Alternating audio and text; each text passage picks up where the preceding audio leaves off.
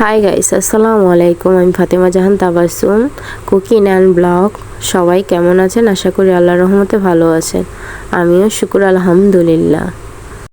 আজ নতুন ভিডিও নিয়ে এসেছি আপনাদের মাঝে, শুরু থেকে শেষ পর্যন্ত দেখবেন।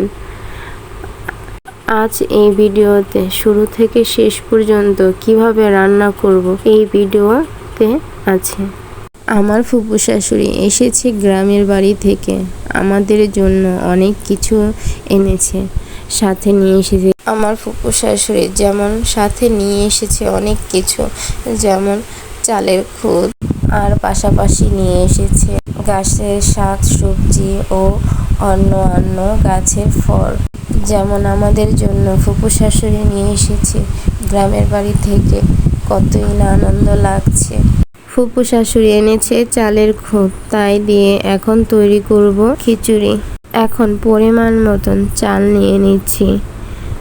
কেন এই খিচুড়ি পাকাচ্ছি? জামাইয়ের আবদার শুনে সে এত রাতে বলছে খিচুড়ি খাবে, আমাকে খিচুড়ি তৈরি করে দাও। এখন রাত বাজে 11:30। এখন বলছে খিচুড়ি তৈরি করে দাও। এখন পাশাপাশি ডাল দিয়ে দিচ্ছি পরিমাণ মতন। আমার যতটুকু প্রয়োজন ততটুকুই আমি দিচ্ছি। ডাল বেশি দিলে রাখছি আলু কুচিগুলি দিয়ে দেব। আলু কুচিগুলি দিয়ে দেব বাঁকার সাথে। কেন বাঁকার সাথে আলু কুচি দিলে টেস্টটা খুবই ভালো হয়।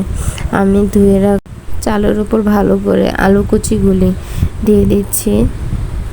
আলুটা দিয়ে এই ভাকাটা তৈরি করলে এত মজা হয় বলে বোঝাতে পারবো না। কেন একবার হলেও ট্রাই করে দেখবেন বাসায় এই রান্নাটা। এখন স্বাদ মতন লবণ দিয়ে দেব। লবণটা ভালো করে চালের উপর ছিটিয়ে দিয়ে দেব। এখন পরিমাণ মতো নিয়ে নেব মরিচের গুঁড়ো। আমি এখানে 2-1.5 চামচ মতন মরিচের গুঁড়ো দিয়ে দিচ্ছি। আমার কালারটা একটু বেশি হবে, কেন আমি একটু বেশি মরিচের গুঁড়ো দিয়ে দিচ্ছি। এখন পরিমাণ মতন হলুদ গুঁড়ো দিয়ে দিব মরিচের গুঁড়োর উপরে।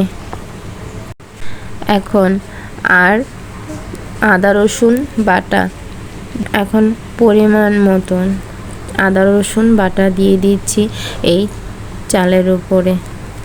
এখন পরিমাণ মতন আস্তে আস্তে আমার সব কিছু দেওয়া হয়ে গিয়েছে।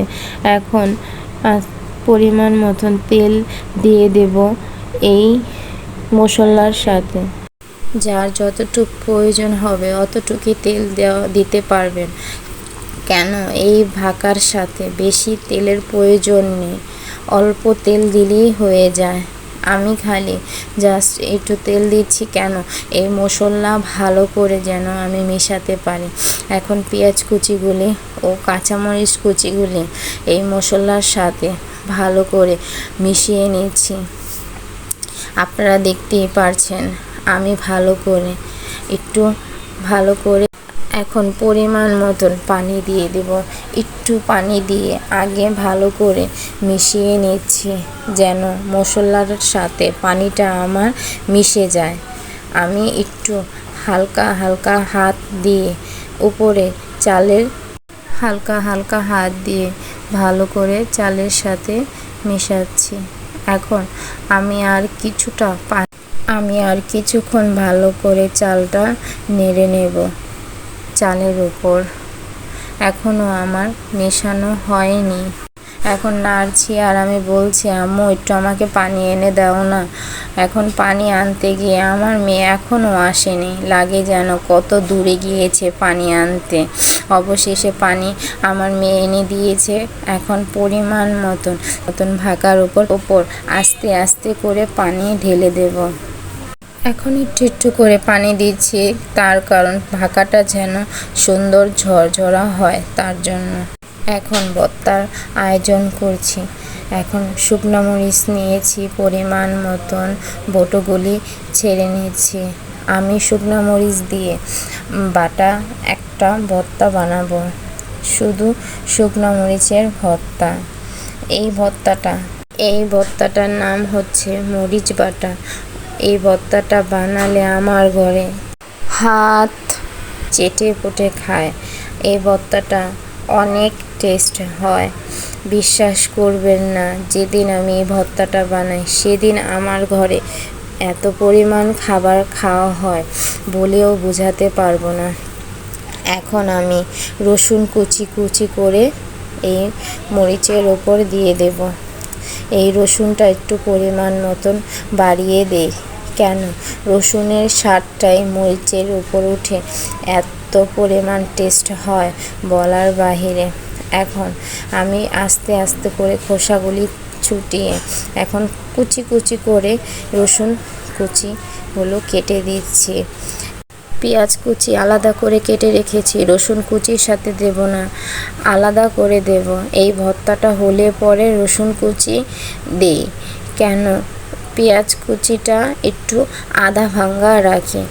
এখন আমি কাঁঠালের বিচি খোসা ছেড়ে নিচ্ছি। কাঁঠালের বিচির ভর্তা বানাবো। আমি ভর্তাটা অন্যভাবে ট্রাই করব। অল্প ভর্তা তৈরি হয়ে যায়। বিশ্বাস করবেন না, আমি কিছুক্ষণের ভিতরে 3-4 পদের ভর্তা তৈরি করে ফেলেছি। এখন আমার কাঁঠালের বিচি ছেলা হয়ে গিয়েছে। বিশ্বাস করবেন না, আমি কি দিয়ে ভর্তা বানাবো। এখন আমি মিষ্টি কদু কেটে নিচ্ছি, ছিলকাগুলো একটু মোটা মোটা করে কেটে নিচ্ছি, কেন এই ছিলকাগুলো দিয়েই আমি ভর্তা তৈরি করব। আমার মিষ্টি কদু কোনো প্রয়োজন নেই। আমি ছিলকা দিয়ে ভর্তা কিভাবে তৈরি করব সেটা এখন দেখাবো। আস্তে আস্তে করে আমি কদুর ছিলকাগুলো কেটে নিচ্ছি। আমি ফালানো জিনিস দিয়ে কিভাবে রেসিপি তৈরি করা যায় আমি সেটা এই ভিডিওতে আপনাদের দেখাচ্ছি। আমি ছোট ছোট করে টুকরো করে নিচ্ছি, কুচি কুচি কুচি কুচি করে নিচ্ছি। বেশি কুচি কুচি করলে কোনো ক্ষতি হয় না, লাভ হয়। আমি একটু বড় বড় করে কুচি কুচি করছি, কেন আমার বাড়তে সুবিধা হবে, তাই আমি একটু বড় বড় করে কেটে নিচ্ছি। এখন রসুন কুচি কেটে দিয়ে দিয়েছি। এখন খোসা ছাড়িয়ে নিচ্ছি পেঁয়াজের ওপর থেকে আস্তে আস্তে করে। এখন পেঁয়াজ কাটার পর দেখি বড় একটা খোসা, ওটা ছাড়িয়ে আমি এখন পেঁয়াজের অংশটা কেটে নিয়েছি। এখন দিয়ে দেব আর কিছুটা পরিমাণ রসুন কুচিটা দিলে ভর্তার টেস্টটা আর একটু বেশি হয়, গন্ধটা সুন্দর আসে, তাই আমি রসুন কুচি একটু বাড়িয়ে দিচ্ছি। এখন দিয়ে দেব কাঁচামরিচ। যে যার মতন ঝাল খেতে চান অতটুকু পরিমাণ মতন ঝাল দিতে পারেন। আমার ঘরে একটু ঝালের পরিমাণটা একটু কম খায়, তার জন্য আমি কিছু ঝাল দিচ্ছি, বেশি ঝাল আমি দিচ্ছি না। কাঁচামরিচগুলো বলতে পারেন কতগুলি দিয়েছি, ঝাল তো হবে, কেন এই কাঁচামরিচে বেশি ঝাল নেই, ফুল করা তো তাই এতগুলা দিয়েছি। আর যদি ঝাল কাঁচামরিচ হতো তাহলে আর কিছুটা কম দিতাম। এখন আমি চুলাতে বসিয়েছি খিচুড়ি। এখন আমার খিচুড়িটা বলক এসে গিয়েছে। এখন আমি একটু এই পাশ ওপাশ করে একটু ভালো করে নেড়ে দিচ্ছি, নেড়ে ঢেকে দেব চাপ দিয়ে, যেন ভাপটা না বের হয়। এখন আমি কাঁঠালের বিচিগুলো সিদ্ধ বসিয়ে দিয়েছি, একটু ভালো করে নেড়ে নিচ্ছি। দেখছি আমার কাঁঠালের বিচিটা হয়ে গিয়েছে।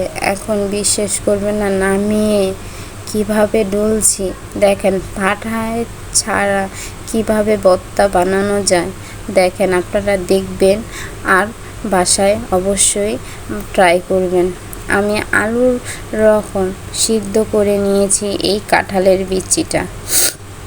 এখন আমি কদুর ছিলকাগুলো ভর্তা করার জন্য চুলায় বসিয়ে দিয়েছি। আমার কদুর ছিলকা অবশেষে অর্ধেক হয়ে গিয়েছে। এখন কেটে রাখা শুটকিগুলি দিয়ে দিয়েছি। আপনারা বলতেই পারেন আমি কেন চাপা শুটকির বদলে এই মাথাগুলো দিয়েছি। কক্সবাজারে থেকে এনেছিলাম তো ছুরি মাছের শুটকি, আমাদের এভাবে খাওয়া হয় না, তার জন্য এই শুটকির মাথা দিয়ে ভর্তা বানিয়ে খাই আমরা। এখন আমার খিচুড়ি একটু দমে এসে গিয়েছে, এখন আমি ভালো করে একটু চাপ দিয়ে ঢেকে দেব যেন খিচুড়িটা পুরো ঝরঝরা হয়ে যায়। এখন চুলার আঁচটা একবারে কমিয়ে দিচ্ছি যেন দমটা আস্তে আস্তে হয়। আমি 4-5টা মরিচ নিয়ে নিয়েছি, কেন আমাদের কাঁঠালের বিচির ভর্তা তৈরি করতে শুকনো মরিচ লাগবে, তাই 4টা কি 5টা নিয়েছি। এখন আমার শুটকির ভর্তাটা একটু পানি আছে, আর একটু বাড়িয়ে দেব চুলার আঁচটা বাড়িয়ে দেব যেন পানিটা শুকিয়ে যায় নামানোর জন্য। অবশেষে শুটকিটা হয়ে গিয়েছে।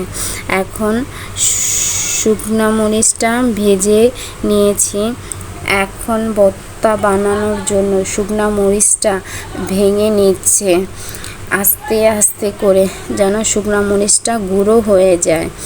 শুকনো মরিচটা যদি গুঁড়ো হয় তাহলে ভর্তার সাথে ভালোভাবে মিশে যাবে। এখন আমি কাঁঠালের বিচিগুলো শুকনো মরিচের ওপর দিয়ে দিচ্ছি পাতিলা থেকে নিয়ে, সবগুলা কাচিয়ে নিচ্ছি যেন একটু না রয়ে যায়। কেন অপচয়কারী হলো তো শয়তানের বন্ধু। আমি শয়তানের বন্ধু হতে চাই না, আমি হতে চাই হযরত মুহাম্মদ সাল্লাল্লাহু আলাইহি ওয়াসাল্লামের খাস উম্মত হতে চাই। এখন আমি ডেকোরেশন করেছি, দেখেন আমার ডেকোরেশনটা সুন্দর হয়েছে কিনা। যদি আমার কোনো ভুল ত্রুটি হয় তাহলে আমার কমেন্টসে বলবেন, আপু আপনার এটা ভুল হয়েছে, এভাবে করবেন না, ওভাবে করবেন, আপু আপনি সুন্দর হবে ওভাবে করলে, আমাকে অবশ্যই আপনারা বলবেন। আমি আপনাদের বলার ও শোনার জন্য আছি। আমার যদি নতুন ভিডিও পেতে চান চ্যানেলটাকে ফলো করবেন, সাবস্ক্রাইব করবেন, লাইক দেবেন, কমেন্টস করবেন, বেশি করে শেয়ার করবেন।